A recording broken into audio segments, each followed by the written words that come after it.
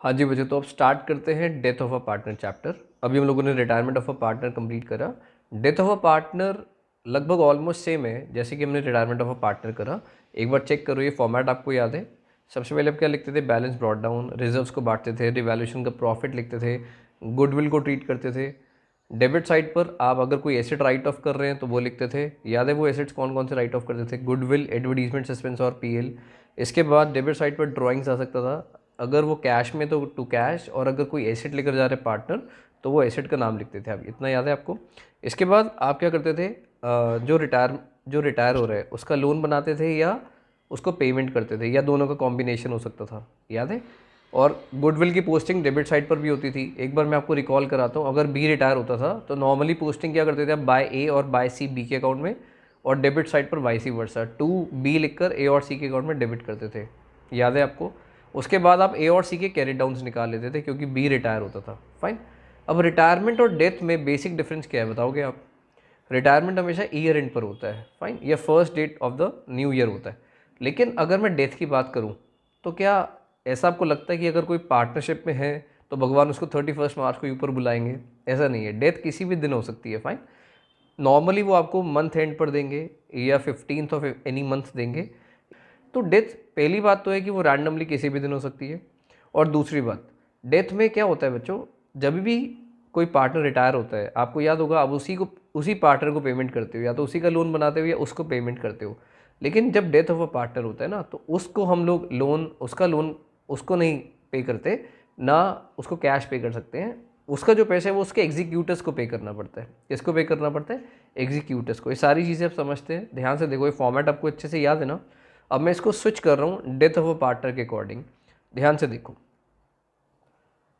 अब हमने क्या करा, इसको सिर्फ एक ही पार्टनर के कैपिटल अकाउंट पे कन्वर्ट कर लिया। लेट सपोज बी की डेथ हो रही है, तो अभी आपको सिर्फ बी का कैपिटल अकाउंट दिख रहा है। फाइन। अब हर चीज़ डिस्कस करना स्टार्ट करते हैं और देखते हैं कि कौन सी चीज़ ऐसी है जो रिटायरमेंट में आती थी और डेथ ऑफ अ पार्टनर में नहीं आनी चाहिए। एक बार चेक करते हैं। ब्रॉड डाउन क्या लगता है आपको? जिस बंदे की डेथ हो रही है, क्या जो उसकी कैपिटल्स पहले पड़ी हैं बैलेंस शीट में उसको देनी चाहिए? देनी चाहिए सर। रिजर्व्स बांटने चाहिए। रिवैल्यूएशन का प्रॉफिट देना चाहिए सर। उसके गुडविल का शेयर देना चाहिए। गुडविल का ट्रीटमेंट बिल्कुल सेम है जैसे आप पहले करते आए हो। फाइन। आप क्या करते हो? रिटायरिंग पार्टनर का शेयर निकालकर उसको गेनिंग रेशियो में बांटते थे। ऐसे ही यहाँ पर डिसीज पार्टनर का शेयर निकालकर आपको गेनिंग रेशियो में बांटना होगा। फाइन। डेबिट साइड की बात करते हैं। एसेट साइट ऑफ अभी भी होंगे सर। ड्राइंग्स अभी भी कंसिडर करी जाएगी। टू बीस कैपिटल, ये वो है जो गुडविल आप चार्ज करते थे ए और सी से। आपको याद है, आप बाय में लिखते थे बाय ए और बाय सी बी के अकाउंट में, और उसको डेबिट साइड पर भी लिखते थे टू बी लिखकर ए और सी के अकाउंट में। अगर हम ए और सी का अकाउंट ही नहीं बना रहे, क्या आपको लगता है यहाँ पर आना चाहिए 20 कैपिटल अकाउंट? नहीं, तो इसको हटा दें। तो इसको हटा दिया। फाइन। तो यानी कि यहाँ पर गुडविल की पोस्टिंग सिर्फ क्रेडिट साइड पर पॉसिबल है, डेबिट साइड पर नहीं हो सकती। उसका रीज़न, क्योंकि आपको बाकी के दोनों पार्टनर्स का कैपिटल अकाउंट इस बार नहीं बनाना होगा। फाइन। चांसेस हो सकता है बाई चांस, उसका बहुत कम परसेंट चांस होता है कि वो आपसे तीनों को कैपिटल अकाउंट पूछ लें इस चैप्टर में। लेकिन मोस्ट प्रॉब्ली वो आपसे सिर्फ किसका अकाउंट पूछेंगे? जिसकी डेथ हो रही है। फाइन। उसी की वर्किंग पूछेंगे।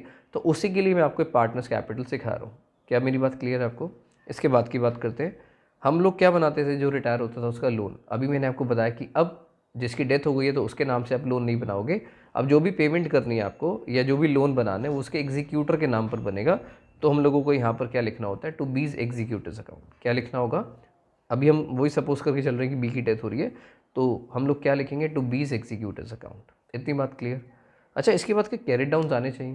कैरी डाउन्स किस किस के आते हैं? जो पार्टनर्स कंटिन्यू कर रहे हैं। तो अभी तो हम उसका अकाउंट ही नहीं सीख रहे, तो दैट मीन्स यहाँ पर कैरी डाउन्स नहीं आ सकते, है ना, क्योंकि वो रिमेनिंग पार्टनर्स का अकाउंट इस बार आपसे नहीं पूछेंगे, मतलब उसकी वर्किंग नहीं पूछेंगे। तो दैट मीन्स हम लोग यहाँ से कैरी डाउन भी हटा देंगे। Is that clear? अब इसके बाद क्या चेंजेस और आ सकते हैं डेथ ऑफ अ पार्टनर में जो आपने रिटायरमेंट में नहीं पढ़े थे, वो समझते हैं। देखो क्या होता है, जब रिटायरमेंट ऑफ अ पार्टनर होता है, ईयर एंड पर होता है, तो आप लोग क्या करते हो? आप लोग पीएल अकाउंट बना लेते होगे। उसका नेट प्रॉफिट आता होगा, वो पार्टनर्स को मिल जाता होगा। उसके बाद पीएल एप्रोप्रिएशन बनता है, उसका प्रॉफिट पार्टनर्स को मिल जाता है ना। लेकिन जब डेथ ऑफ अ पार्टनर में, लेट सपोज वो उसकी डेथ 3 महीने के बाद ही हो गई, क्या आपको लगता है पीएल अकाउंट बना होगा? क्या पीएल एप्रोप्रिएशन अकाउंट बना होगा? नहीं बने होंगे। तो दैट मीन्स उसको कोई ना कोई अंदाजे से वो प्रॉफिट देना पड़ता है जितने महीने वो काम करके जा रहे हैं। लेट सपोज वो 3 महीने काम कर कर जा रहा है, तो आपको 3 महीने का प्रॉफिट इसको देना होगा। क्या मेरी बात क्लियर है आपको? तो 3 महीने का जब हम उसको प्रॉफिट देंगे तो यहाँ पर लिखते हैं बाय पीएल सस्पेंस अकाउंट। आप सबको पता है सॉरी कि प्रॉफिट्स से हमेशा पार्टनर्स की कैपिटल इंक्रीज होती है, तो दैट्स वाई हम लोग उसको कहाँ पर लिखेंगे, बाय साइड पर लिखेंगे। फाइन तो हम लोग को क्या लिखना होगा, बाय पीएल सस्पेंस अकाउंट। इतनी बात क्लियर है? एक सेकंड का ब्रेक लेते हैं। हाँ जी, तो हम लोग क्या लिखेंगे उसको, बाय पीएल सस्पेंस अकाउंट। जितना भी उसका प्रॉफिट होगा उस 2 या 3 महीने का, जितने महीने भी वो काम कर कर जा रहा है। क्या मेरी बात क्लियर? क्योंकि हम लोग सस्पेंस अकाउंट अच्छा क्यों यूज़ कर रहे हैं, क्योंकि अभी ईयर एंड नहीं हुआ। ईयर एंड नहीं हुआ तो हमारे पास एक्चुअल प्रॉफिट तो नहीं होगा, कोई ना कोई अंदाजे से हमें प्रॉफिट देना होगा। वो भी समझना शुरू करेंगे कि कैसे कैसे अंदाजे से प्रॉफिट दे सकते हैं। अभी इतना समझ लो, जो भी उसका प्रॉफिट का शेयर होगा, जितने महीने वो काम कर कर जा रहे हैं उतने महीने का उसका जो प्रॉफिट देंगे, तो लिखेंगे by PL suspense account. Make sense? तो लगभग आपको डेथ ऑफ अ पार्टनर का पार्टनर्स कैपिटल कुछ ऐसा दिखता है। क्लियर है? अब मेन जो पॉइंट हमें डिस्कस करना है वो क्या डिस्कस करना है, जो अलग ट्रीटमेंट है वो है पीएल सस्पेंस। क्या चीज़ सीखनी है, पीएल सस्पेंस हम लोग कैसे निकालते हैं। फाइन,